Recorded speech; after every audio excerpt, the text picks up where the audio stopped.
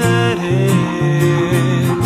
Piensas que es mejor vivir tu vida en los placeres del mundo.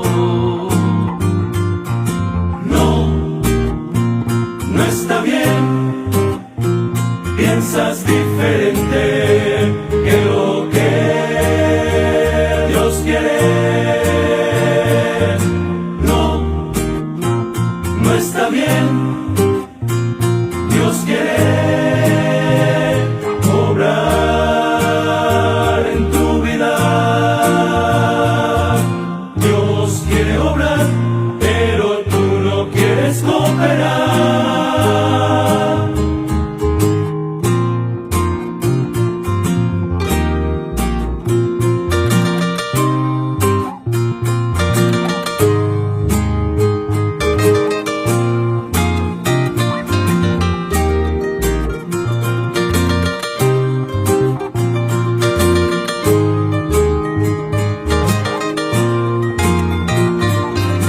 Piensas que todo está bien, viviendo tu vida en oscuridad.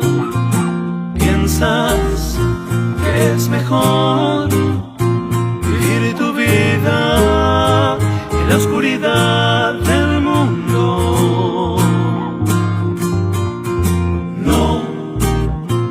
No está bien. Piensas diferente que lo que Dios quiere. No está bien. Dios quiere obrar en tu vida. Dios quiere obrar, pero tú no quieres cooperar.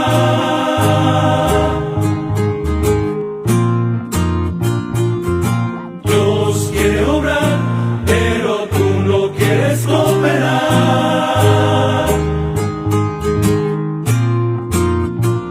Piensas diferente.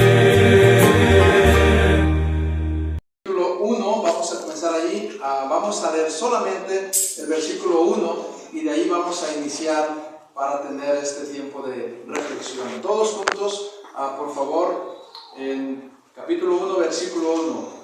Palabra del Señor que vino a Sofonías, hijo de Cusi, hijo de Gedalías, hijo de Amarías, hijo de Ezequías, en los días de Josías, hijo de Amón, rey de Judá. Señor, bendice este tiempo, por favor.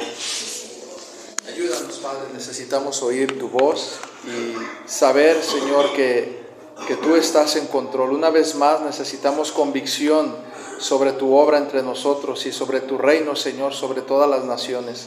Gracias, Padre, por hablarnos en tu palabra, en el nombre de Cristo. Amén. Amén. Pueden tomar sus lugares.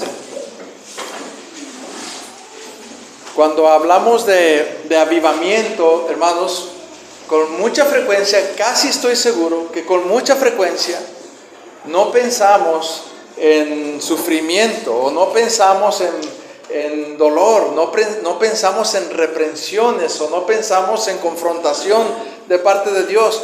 A veces se tiene la idea que avivamiento es como que de repente entrar en un ambiente donde todo va bien, donde todo prospera, donde las puertas se abren de la noche a la mañana, los cristianos de repente se consagran y un día amanecemos en domingo con todos los creyentes a tope de su espiritualidad y pensamos como que eso es un avivamiento.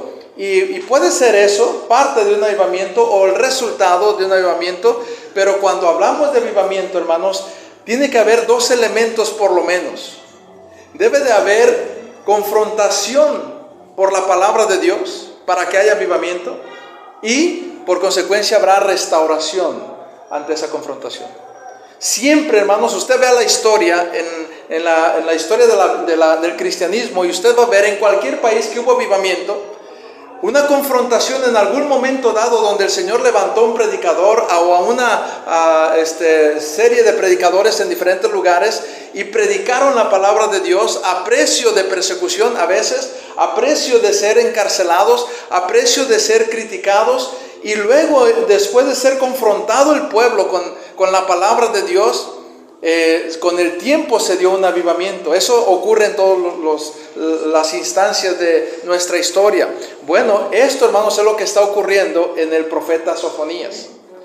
En Sofonías vamos a encontrar ahí 3 capítulos, hermanos, donde podríamos dividirlo como el juicio inminente de Dios, en el capítulo 1, ¿sí?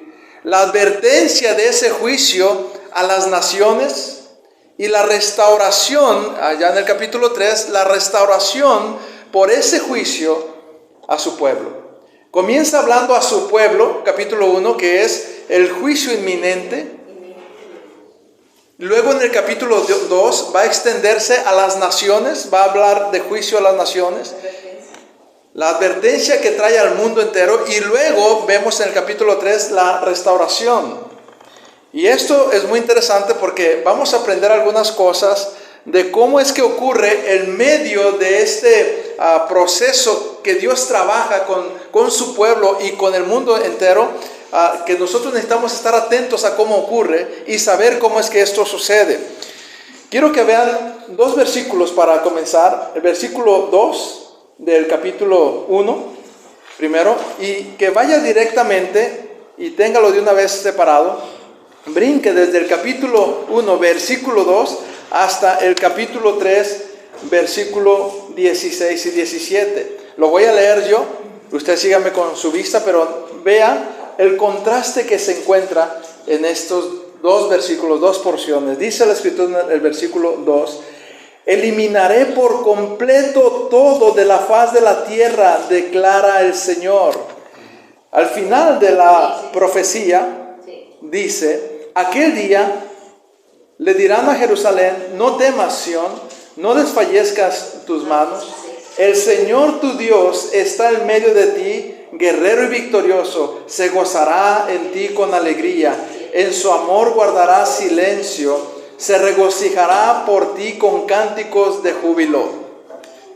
Nota el contraste, hermanos, que hay en estas 2 porciones.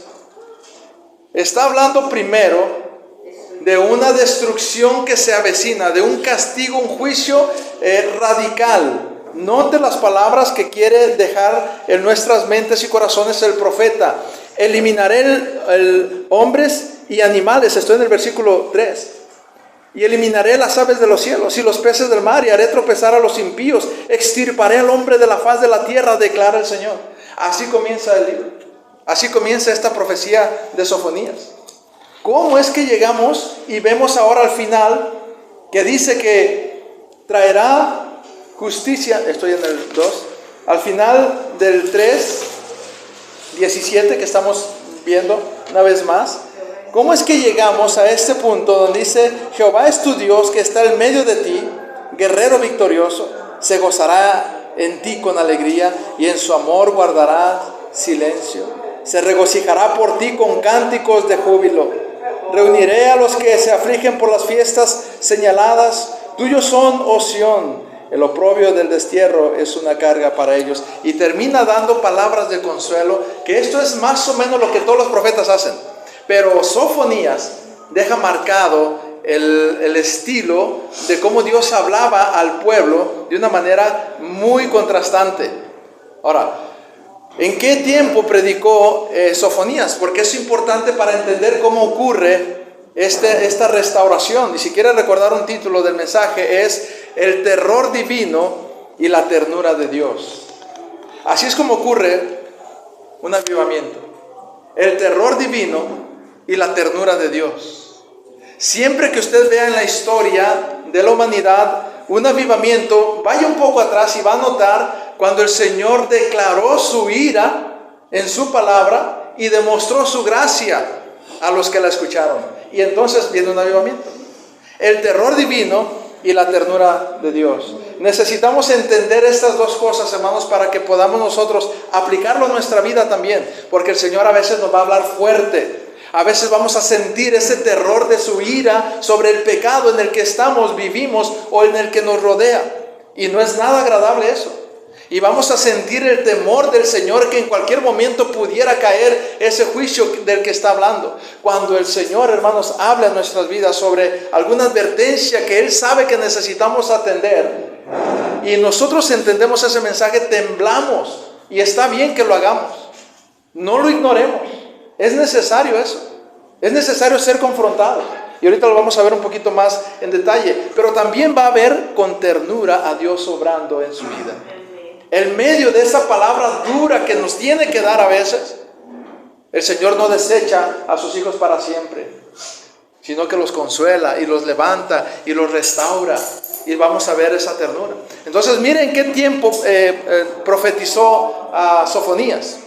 Él profetizó en el tiempo de Josías. Este rey Josías, lo dice en el versículo 1, Josías, hermanos, fue el rey más joven en la historia del pueblo de Israel, específicamente en Judá, en el reino del sur. El reino se había dividido, estaba Jerusalén y estaba Judá, el reino del norte Jerusalén, el reino del sur Judá. Allí en Judá estaba profetizando Sofonías, allí en Judá estaba reinando Josías. Pero quiero que vean qué estaba pasando para que entendamos esta profecía de Sofonías. ¿Qué estaba ocurriendo? Les voy a dejar tarea que ustedes lean después. Solamente vamos a ver un poquito del contexto en Segunda de Reyes 22 al 23. Segundo de Reyes 22 al 23. Y ahí encontramos este periodo de reinado de Josías. Miren nada más algunos versículos que yo voy a leerle. Segundo de Reyes 22, 1. Josías tenía 8 años cuando comenzó a reinar. Y reinó 31 años en Jerusalén. Este muchachito, hermanos, que el Señor separó y apartó para usarle de esta manera tan tremenda, fue guiado por los que el Señor le rodeó para llevar a su pueblo después de un periodo de más de 100 años de silencio. Dios en ese tiempo había guardado silencio proféticamente. No había palabra de Dios que trajera a ningún profeta. En ese tiempo, hermanos, se levanta Josías, un muchachito de 8 años que es preparado, y a los 16 años estaba haciendo una reforma impresionante.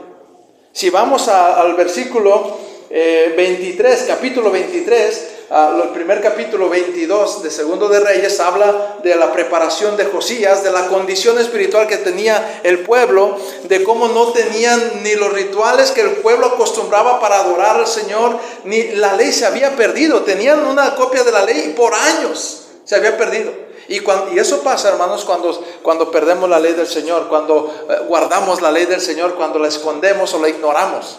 El pueblo se había desenfrenado en una serie de pecados de idolatría que tenían una mezcla. Había un sincretismo en ese entonces donde se adoraba tanto a Dios, que decían ellos el Dios de los cielos, como a Baal, como a otros 4 o 5 reyes ídolos que se mencionan ahí. Porque no había ley, porque había silencio de la palabra de Dios, de profetas, y Sofonías rompe el silencio en ese periodo. Después de muchos años Sofonías rompe el silencio. Y entonces lo interesante, hermanos, es lo que hace Josías aquí, para que vean en qué momento tienen que ver ambos en este avivamiento.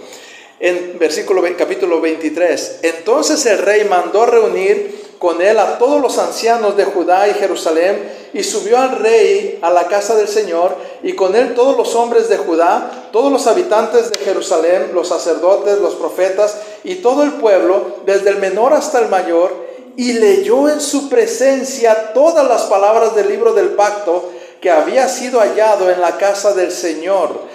Alguien encontró, hermanos, la ley que estaba ahí escondida, a los pergaminos que habían sido extraviados y que nadie se había dado la tarea de buscar ni de interesarse. Y cuando los encuentra, Josías había caído en una convicción personal.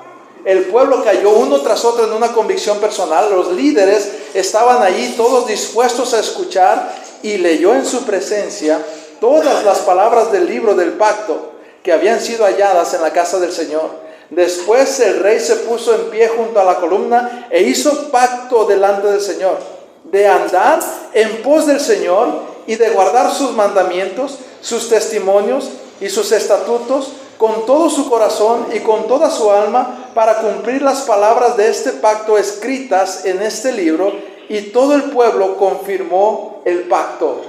Esto fue histórico. Ahora, aquí va lo interesante. Esto, hermanos, es resultado de la predicación de Sofonías. Esto que estamos viendo aquí en Segundo de Reyes 22 y 23, y si usted sigue leyendo, ahí le va la tarea, usted va a encontrar todo lo que hizo Josías, cómo ordenó la casa del Señor, cómo restauró los sacrificios, cómo volvió a la adoración, cómo hizo pactos y ayunos, y la palabra del Señor era el centro otra vez, y cómo se comprometieron, y destruyó los lugares altos, y sacó las imágenes de acera, y quitó toda la idolatría de la casa de Israel. Josías, un tremendo varón que Dios usó. Cuando leemos esta porción aquí de Reyes, no figura mucho, no parece Sofonías. Pensaríamos que esto fue directamente de Dios al corazón de Josías sin usar a nadie más, pero no, hermanos, en el contexto vemos en Sofonías que da registro de que Sofonías profetizó en este tiempo cuando estaba el rey Josías. Y entonces, hermanos, el resultado de este avivamiento fue porque Sofonías había predicado un mensaje durísimo. Y miren lo que ocurre. Entonces vean el mensaje para que vayamos viendo los elementos necesarios que Dios va a usar siempre cuando hay avivamiento. Y es necesario, hermanos, que la palabra de Dios confronte al pueblo de Dios, confronte a las naciones, a fin de que haya un avivamiento. Con pura oración, hermanos, no sé cómo pueda tomar esto, pero con pura oración nunca ha habido avivamiento. La oración es para que el Señor obre, y cuando Dios obra va a usar su palabra, y entonces viene avivamiento. Y entonces aquí está el ingrediente clave. Capítulo 1. Miren qué duro es este mensaje que Sofonías viene a dar justo antes de que se desenlace todo este avivamiento allá con Josías y el pueblo que había caído en la profunda idolatría. Lo que el Señor dice es radical, estremecedor. Voy a ir del versículo 4 porque ya avanzamos un poquito. Ya estoy en Sofonías, hermanos, 1, versículo 4. Extenderé mi mano contra Judá y contra todos los habitantes de Jerusalén. Cortaré de este lugar el remanente de Baal y los hombres de los ministros idólatras junto con sus sacerdotes, y a los que se postran en las terrazas ante el ejército del cielo, y a los que se postran y juran por el Señor y juran también por Milcom. Este era un dios al que se le ofrecían niños en sacrificio. Y a los que han dejado de seguir al Señor, y a los que no han buscado al Señor ni le han consultado. Wow, hermanos. Le está hablando a la Judá, le está hablando a su pueblo, y describe de paso la condición que se está viviendo. Hermanos, no sabríamos, si no fuera por el profeta Sofonías, la condición degradante que tenía el pueblo de Judá. No comprenderíamos lo que el Señor está diciendo en el capítulo 2, ¿por qué tan severo? Si no viéramos cómo primero describe la condición. Dice que el pueblo de Judá, hermanos, estaban idolatrando a muchos dioses paganos, y se postraban ante ellos, y hasta el grado de ofrecer sacrificio de niños a un dios. Y entonces el Señor viene con un juicio directo. Y el Señor habla en serio cuando trae su palabra, y le dice al pueblo a través de Sofonías lo que va a hacer. Calla delante del Señor Dios, porque el día del Señor está cerca. Y entonces viene una profecía que, por cierto, se va a cumplir con las naciones, pero que en el momento que lo escucha este pueblo, el pueblo de Judá, saben que es para ellos localmente. Y el Señor ha dirigido su palabra a ellos, y esta misma palabra sigue vigente para nosotros, y al final de cuentas será para todas las naciones. Así va a ocurrir. Dice, calla delante del Señor, porque el día del Señor está cerca, porque el Señor ha preparado un sacrificio, ha consagrado a sus invitados, y sucederá que en el día del sacrificio del Señor castigaré a los príncipes y a los hijos del rey y a todos los que visten ropa extranjera. Aquel día castigaré a todos los que saltan sobre el umbral. El umbral era un altar pagano donde se idolatraba, donde se hacían estos sacrificios en el paganismo. Y le está hablando todo esto a los hijos de Dios, al pueblo de Israel. Hermanos, Si hoy viniera un profeta que descubriera el corazón y la maldad que hay en el pueblo de Dios actualmente y describiera lo que cada quien está viviendo secretamente en sus motivaciones, sus convicciones, hermanos, sería estremecedor quizá lo que el Señor nos tendría que decir. Sería durísimo lo que el Señor nos tendría que advertir. Y hermanos, en verdad el Señor lo hace con su palabra, porque esto no solamente era para el pueblo de Judá, es para nosotros. Y el Señor hace un llamado al pueblo de Judá, trayendo una profecía que va a venir a las naciones, y entre tanto que eso se cumple, es palabra para todos nosotros en todas las generaciones. Porque todo el tiempo, hermanos, estamos expuestos a esa idolatría, y el Señor no crea que no la conoce. Parte de lo que el Señor les va a condenar a este pueblo es que ellos habían pensado, habían llegado a la conclusión, pues de que Dios no hace ni bien ni mal, no se interesa mucho en lo que sucede aquí. Ha pasado tanto tiempo y Dios no hace nada. Pues, ¿qué más da con que tú creas en Dios como quieras, que le adores como te dé el entendimiento, que lo hagas como lo hacen los paganos? No importa, ese Dios del que antes escuchamos alguna vez está muy lejano. Está muy distante. Y este pasaje, hermanos, nos recuerda que Dios no está distante, que Dios no está desinteresado. Él está con sus ojos todo el tiempo en su pueblo y en las naciones. Y juzgará todo lo que se hace. Y traerá ese juicio. Y el juicio comenzará por su pueblo. Aquí, hermanos, quisiera que hiciéramos un poco de aplicación a cada uno de nosotros, pensando en esta palabra dura que era para el pueblo de Judá, descubriendo las cosas que ellos hacían, poniendo a la intemperie para la vista de ahora todos los que leemos lo que el Señor sabía que ocurría, y confrontándoles en algo que ellos no veían tan mal. ¿Qué será aquello, hermanos, que hoy el Señor nos podría estar diciendo? Que no vemos tan grave, pero que lo es. Que no tomamos en cuenta, pero que ofende al Señor. Que lo mezclamos con las cosas de Dios. Que tanto hacemos esto que estamos aquí, venir a cantar y ofrendar y dar gracias a Dios, y luego allá, ¿cuántas cosas el Señor sabe que hacemos o que no hacemos y debiéramos hacer?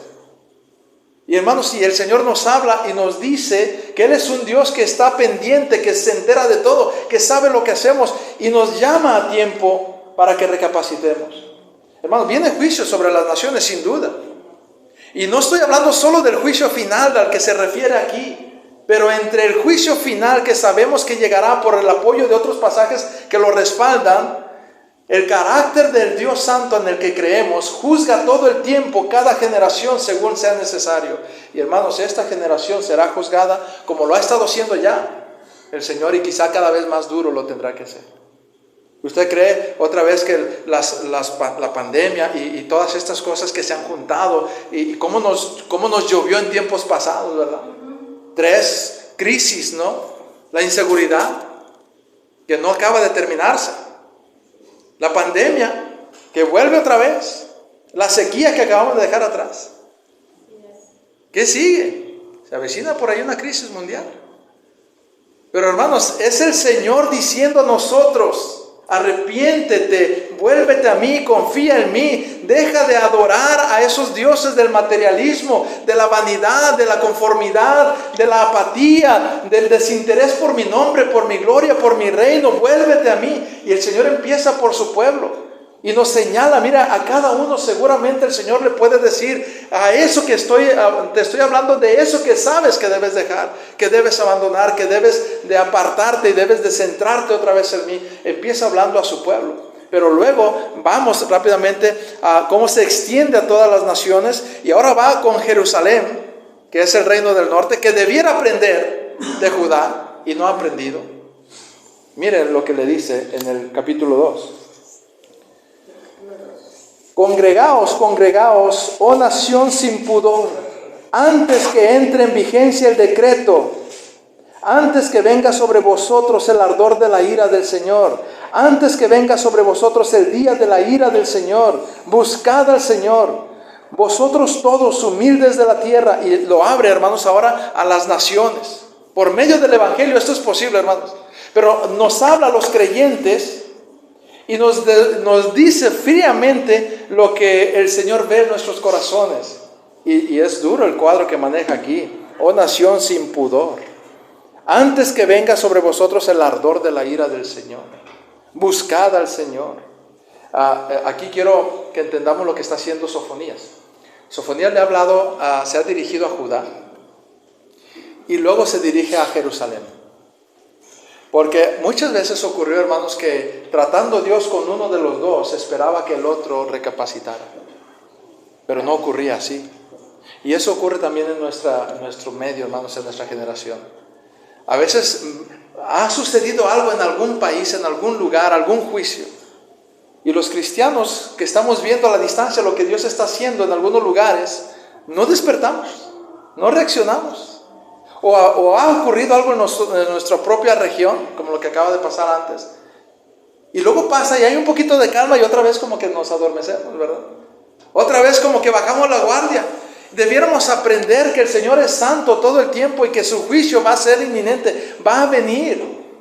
Y hace un llamado y aquí da una oportunidad, hermanos, en este juicio a las naciones que empieza por Jerusalén, da una oportunidad llena de gracia. Dice el versículo 4, el versículo 3, buscad al Señor. Mire, vosotros todos humildes de la tierra, y ahora lo abre y dice, no solamente a Jerusalén, todo el que reconozca mi poder, todo el que se dé cuenta de quién soy, humildes de la tierra, que habéis cumplido sus preceptos, buscad la justicia, buscad la humildad, quizás seréis protegidos el día de la ira del Señor. Y hermanos, cuando el Señor habla y trae juicio, aunque suene bien duro, dele gracias a Dios por eso. A veces habrá sermones donde sintió que el Señor lo agarró y lo estrujó y le habló directamente y le señaló aquello. A veces bien directo, públicamente, porque el pasaje así es y uno se siente hasta como que ¿quién le dijo al pastor? Y a veces nadie sabe, pero usted sí sabe que le está hablando Dios. A veces los demás ni en cuenta, puede pasar un sermón desapercibido para algunos, pero para otros fue directo el Señor allí. Hay cosas, hermanos, que el Señor quiere tratar con cada uno de nosotros. Y a veces las va a hacer públicas o las va a hacer generales y a veces las va a tratar directo con aquel que Él sabe. Y eso es lo que hace la predicación. Y aquí hay un llamado a ello, hermanos. Y el Señor está dando una oportunidad después de mostrar un mensaje contundente y irreversible. Ahora dice, quizá el Señor les protegerá. Quizá el Señor les protegerá. Y el Señor tiene que hablar así fuerte, hermanos. Y obrar fuerte. Y a los que no, hermanos, el Señor cumple. A los que no se apartan de esos caminos, el Señor cumple con su juicio. Y cae el juicio de ellos, sobre ellos. En vida y en la eternidad para algunos. Pero para los que responden, el Señor tiene palabras de consuelo. Versículo 7. Para el remanente de la casa de Judá, allí apacentarán, y en la casa de Ascalón reposarán al atardecer, porque el Señor su Dios los cuidará y los hará volver de su cautiverio. Y Él está diciendo, arrepiéntanse, el Señor los restaurará si ustedes se arrepienten. He ido a las afrentas de Moab y los ultrajes de los hijos de Amón, con los cuales enfrentaron a mi pueblo y se engrandecieron sobre mi territorio. Por tanto, vivo yo, declara el Señor de los ejércitos, Dios de Israel, que Moab será como Sodoma y los hijos de Amón como Gomorra, cuando de ortigas y de minas de sal, una desolación perpetua. El remanente de mi pueblo los saqueará, el resto de mi nación los heredará. Y está hablando duro y empieza a cambiar el tono. Y esta es una imagen bien hermosa de un padre, hermanos, tratando un problema con sus hijos. Un padre que ama a sus hijos, pero que tiene que hablarles bien fuerte. Y que tiene que enfrentarlos, y que tiene que hacerlos sentir mal, y que tiene que decirles su pecado, y que tiene que decirles que va a haber castigo si no se arrepienten, y que los castigarán, ¿verdad?, si no se arrepienten. Pero con castigo o sin castigo, después de una dura advertencia, el Señor empieza a consolarles, como nosotros lo hacemos, hermanos, porque tenemos el carácter de este Dios Padre que nos ha dado esta bendición de ser padres. ¿Qué padre no se compadece de su hijo después de que le ha dado una buena regañada? Después de que lo ha enfrentado y sabe uno que tiene que hacerlo, pero luego los ve que están todos ahí y ya entendieron o están escuchando o están ahí tristes y empieza uno a decirles, mira, es que esto era necesario. Es que tú tienes que entender lo que es así. Pero ¿sabes por qué te lo digo? Y empieza a bajar el tono. Porque esto va a pasar si tú no te arrepientes, pero si lo haces, mira, te va a ir bien y yo voy a estar ahí contigo. Yo siempre estoy contigo. Yo no te he dejado. No creas que porque te acabo de hablar así es que porque te odio. Es porque odio el pecado. Y esto es la imagen de ese padre, hablándole a través de Sofonías al pueblo de Judá, al pueblo de Jerusalén, y hace una implicación a la iglesia porque incluye a los gentiles. Sofonías no entendía por qué incluía a los gentiles de esta manera. A todos los habitantes de la tierra, humildes de corazón, dice. Eso es una alusión a los gentiles. Sabemos que por medio de Cristo esta profecía se cumple cabalmente. El Señor finalmente no solo guardará al pueblo de Israel, pero guardará a todos aquellos que le recibieron, que le aceptaron, que lo reconocieron, aunque sean gentiles. Y finalmente esta profecía termina cumpliéndose con la iglesia. Nacionalmente hay un remanente, hablando del pueblo de Israel.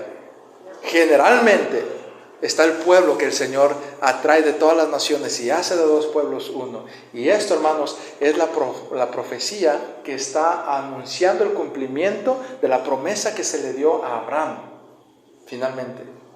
Que habría una descendencia que finalmente reinaría con el Señor grande. Y esa descendencia no solo era el pueblo judío. Saldría de allí, comenzaría por ahí, pero no sería solo el pueblo judío, sino todas las naciones. Y ahí estamos nosotros. Si no tuviera sentido este pasaje para nosotros en absoluto. Pero somos parte de ello, estamos dentro de esa advertencia y también de esa advertencia de juicio, así como de esa promesa de gracia. Vaya hasta la parte final del capítulo 3 para que vea cómo esta imagen de ira del Señor ahora se empieza a tornar en ternura, como un padre que está restaurando a su hijo, al que ha tenido que enfrentar por su pecado. Versículos. Vamos ahora desde el 14, hermanos. Mire desde el versículo 14. Canta jubilosa hija de Sión, lanza gritos de alegría, Israel. Alégrate y regocíjate de todo corazón, hija de Jerusalén. El Señor ha retirado su juicio contra ti, ha expulsado a tus enemigos. El Rey de Israel, el Señor, está en medio de ti. Ya no temerás mal alguno. Aquel día le dirás a Jerusalén: no temas, Sión, no desfallezca tus manos. El Señor tu Dios está en medio de ti, guerrero victorioso. Se gozará en ti con alegría, en su amor guardará silencio. Se regocijará por ti con cantos de júbilo. Reuniré los que se afligen por las fiestas señaladas. Se refiere a las cosas paganas. Tuyos son, oh Sión, el oprobio del destierro es una carga para ellos. He aquí, en aquel tiempo me ocuparé de todos tus opresores, salvaré a la coja y recogeré a la desterrada, y convertiré su vergüenza en alabanza y renombre en toda la tierra. En aquel tiempo os traeré, en aquel tiempo os reuniré, ciertamente os daré renombre y alabanza entre todos los pueblos de la tierra, cuando yo haga volver a vuestros cautivos ante vuestros ojos, dice el Señor. Y esto, hermanos, hay profecías de doble cumplimiento y hay profecías de múltiple cumplimiento. Esta es una de esas, hermanos. El Señor trae un juicio que iba a dejar caer en ese momento. Pero vimos lo que pasó en Ezequías, ¿verdad? Vimos lo que hace Ezequías cuando el profeta Sofonías profetiza y entonces el pueblo reacciona. Pero luego vemos después, pasando ese rey, cómo el pueblo otra vez se desenfrena. Y vienen juicios. Y aquí esta parte final está cumpliéndose en una forma cuando el pueblo de Israel se reunió nuevamente de todos los rincones de la tierra para ser una vez nación, una vez más nación hasta el día de hoy. Pero otra vez el pueblo de Israel se ha perdido, por decirlo así. Se ha extraviado, están necesitados de la palabra de Dios, están necesitados de volverse al Señor realmente. Aunque sean judíos de sangre, muchos de ellos no son creyentes, no son hijos de Dios. Y el Señor, todavía esa profecía alcanza para ellos para el futuro. Y al final de cuentas hará, como mencionamos, un pueblo que será reunido de todas las naciones. Aquí pues está hablándole a Judá y a Jerusalén, pero ya vimos cómo se incluye a los gentiles. Y al final de cuentas, en el día del Señor es cuando Él establecerá su reino, traerá justicia en las naciones y la iglesia reinará con el Señor. La iglesia, ¿quién es? Es el resultado de la obra de Cristo que hizo de dos pueblos uno solo y quitó la barrera que había intermediaria. Y de esa manera encontramos, hermanos, a un Dios que tiene que tratar con su ira santa a su pueblo y a las naciones, para que podamos ver la ternura con la que Él es capaz de restaurarnos si atendemos a su palabra. Y el avivamiento que se puede generar en cada generación. Y al final de cuentas, el gran avivamiento, hermanos, que vamos a tener por la eternidad es cuando Él establece su reino en la tierra para siempre. Cuando Él viene y juzga a las naciones. Y entonces dice que dará, si leyéramos todo el pasaje, no lo leímos corridito, dará un corazón nuevo a su pueblo. Y aunque el profeta Sofonías y el pueblo de Israel no entendían a qué se refería cuando dice que les hará oír su voz en todas las naciones, se refería a todas las personas, aunque no sean judíos, alcanzaría a muchas personas de otras naciones. Y esa es la promesa, hermanos, que a nosotros nos ha alcanzado, pero que también nos advierte acerca de nuestro pecado. Y entonces, hermanos, quisiera que pensáramos en esta noche.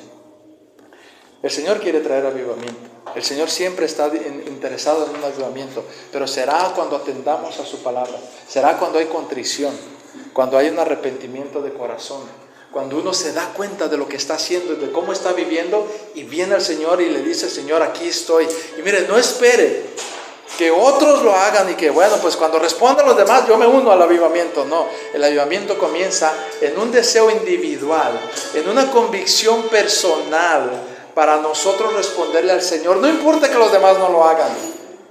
Y el Señor nos podría conceder por lo menos un avivamiento personal, o un avivamiento familiar, o un avivamiento general. Pero usted puede comenzar respondiendo al llamado de Dios. ¿Qué hay en su vida, hermano, esta noche que usted sabe que el Señor está trayendo, que está confrontando para restaurar esa área? Y que usted pueda volver a ver ese Dios tierno que quiere ayudarle, que quiere restaurar, que quiere animarle otra vez en su corazón. ¿Qué es esa área? Póngala delante del Señor. Padre, gracias por esta palabra tuya, Señor, en este profeta que tú levantaste hace años y que ahora, Señor, sigue hablando a nuestras vidas, en nuestra generación. Señor, yo sé que en muchos púlpitos tú estás trayendo esta voz de advertencia, de juicio, a tu pueblo primero y luego a las naciones, Señor. Ayúdanos a responder. No nos permitas, Señor, adormecernos, quedarnos, Señor, en nuestra comunidad. Señor, sacude nuestras almas, nuestros corazones, hasta que podamos renunciar a aquello que tú no quieres.